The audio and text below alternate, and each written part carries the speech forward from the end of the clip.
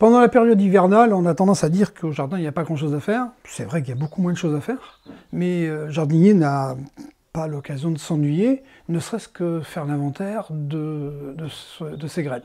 Alors, les graines que l'on récolte, hein, quand l'on récolte, qu'on met dans des bocaux, dans des boîtes, attention, pour pouvoir les stocker comme ça, il faut qu'elles soient bien sèches. Si vos graines sont stockées encore humides, elles vont moisir dedans.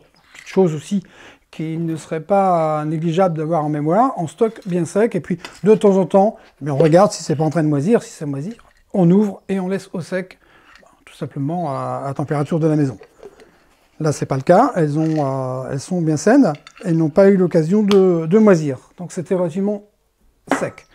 En ce qui concerne les sachets du commerce, vous avez soit les sachets qui ont déjà servi la saison dernière, et puis quand il y a 25 courges ou il y a 3000 graines dans un sachet de graines, on comprend qu'il y en a beaucoup trop pour une saison.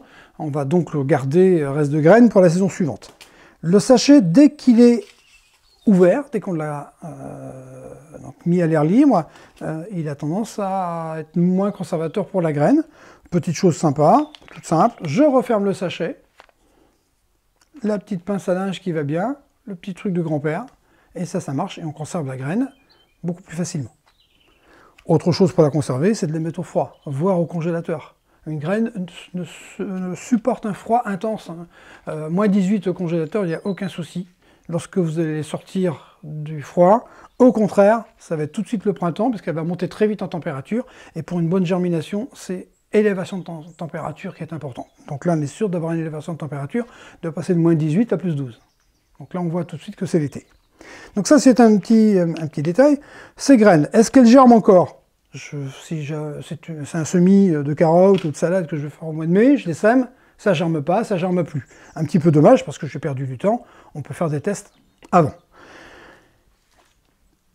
Si je regarde mes sachets, au bas des sachets, il y a une date. La date, c'est une date butoir. C'est la date de fin de commercialisation possible des sachets. C'est une réglementation qui l'oblige. Ici, j'ai 2016.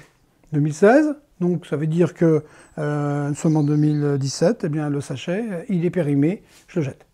Non, dommage, parce que c'est la réglementation qui l'oblige, ça. Il est fort possible que ces graines germent encore. Il est fort possible que ce sachet qui a été ouvert il y a 1 an ou 2 germe encore. Comment le savoir? Eh bien, tout simplement, avant d'attendre la date butoir de faire mon semis et puis de perdre une semaine ou deux, eh bien, je vais faire un test de germination. Le test de germination, quelque chose de très facile, à la portée de tout le monde. On prend tout simplement un récipient comme ça en verre. En verre parce qu'il faut que ce soit clair, la lumière a besoin de passer pour avoir un effet de serre, pour faciliter la germination des graines. Je vais mettre au fond du papier absorbant, quel que soit le papier absorbant, hein, qu'on utilise dans la cuisine ou dans les toilettes, peu importe. Il suffit que ça retienne l'humidité. Alors on met plutôt 2-3 couches, vous allez voir, tout simplement on va comprendre pour que ça retienne un petit peu l'humidité. Que ça retienne de la fraîcheur. Voilà. Donc là j'ai fait mon fond du bac de semis, j'y mets de l'eau. Alors on n'a pas peur, on en met, on mouille bien. Vous allez me dire, il va noyer ces plantes. Effectivement, je pourrais les noyer, sauf que j'ai un excédent, je vais l'enlever. Et je garde là que l'humidité, effectivement, dans le papier absorbant. Et dessus, eh bien, je vais y poser des graines. Tout simplement poser quelques graines.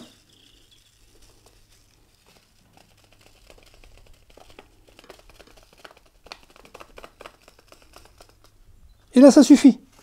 Je ne suis pas en train de faire un semis pour faire mon plan qui va me fournir 100 ou 200 poireaux. Hein. Là, j'ai de la graine de poireau. C'est simplement quelques graines pour voir si elles vont germer.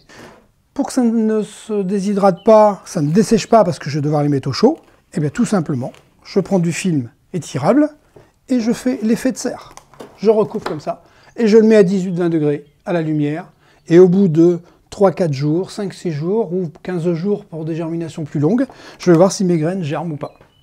Et puis si elles germent, eh bien je pourrais les mettre en pleine terre le moment venu. Si elles ne germent pas, ben, c'est pour la poubelle.